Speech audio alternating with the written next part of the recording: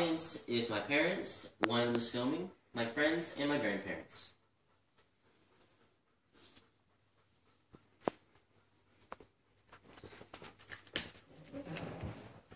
Well, everybody has their own personal data once they're born. They're given a name, a date of birth, and a personalized social security number. Getting just this information alone will make any data thief dead.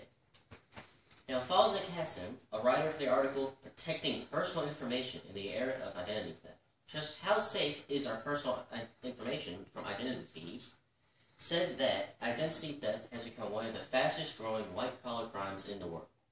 Just this reason alone is why it is so important that we take steps to protect our personal information from prying eyes. Now, your personal information is very often in the form of physical paper documents. This includes things such as your birth certificate, social security card, and other important documents that are tied right to you. And credit cards and mail, they're most definitely sources of personal information and are very often targeted by thieves. Now, mail itself can include things such as your name, address, and really any other sensitive information that's held within the envelope. And now some mail even includes pre-filled out credit card information, which is very, very horrible to have in the wrong hands. Because as soon as it is, it's so much easier to be someone you're not. Just like how my cat is not supposed to be in this video. Other non-digital personal information includes things such as your telephone number, driver's license, fingerprints, and even your passport number if you have a passport.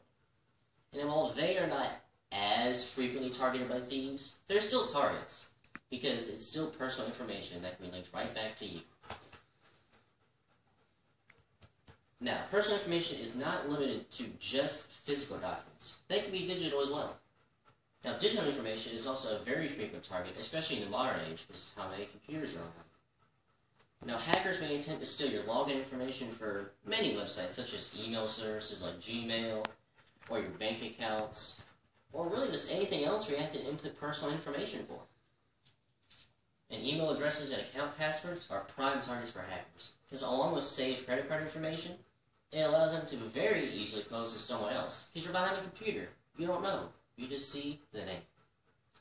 Now, many physical documents even have a digital backup, but this is also a target, because if they're not properly secured, it's basically the same thing.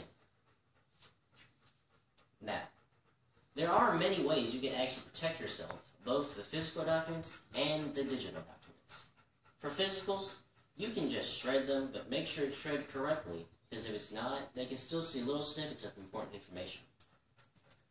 Or, if you don't want to destroy it, or if you're not allowed to, lock it in someplace safe, like obviously a safe, or even just in a box buried underneath your backyard.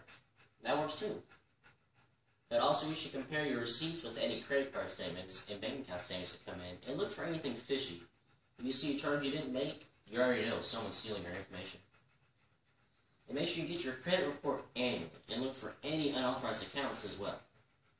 And now, Catherine Roberts and Michelle Andrews, both of them writers for Consumer Reports magazine, have advised that if someone asks you to scan your driver's license or any other government-issued ID, ask if it's really necessary and resist. Now, for digital documents, have a backup hard drive or flash drive and for copies of all the important information. Basically, anything that's physical should be digital as well. And if you make any purchases online, make sure it's a secure website, because if it doesn't have the padlock symbol next to the web address, someone may be watching you and get your information so much easier. And also, all these online things, they typically require passwords, so don't put some simpleton password. Make sure it's really complex. And also, do not use the same password for any other website if you can. That is inviting them to steal more information. And also, if it helps, write it down to make, guess what, a physical backup of your digital documents. Now, Anita Allen, a professor at Harvard University, stated in her article titled Protecting One's Own Privacy in a Big Data Economy, said that easy self-protection also includes not opting out of your employer's institutional firewalls that monitor internet traffic to repel known threats, though your personal computer, you would have to be responsible for anything and everything, and for turning on your own personal firewall through settings. And speaking of firewalls and computer defenses, you can also install reputable antivirus software from companies such as Kaspersky, Norton, or Avast, just to name a few.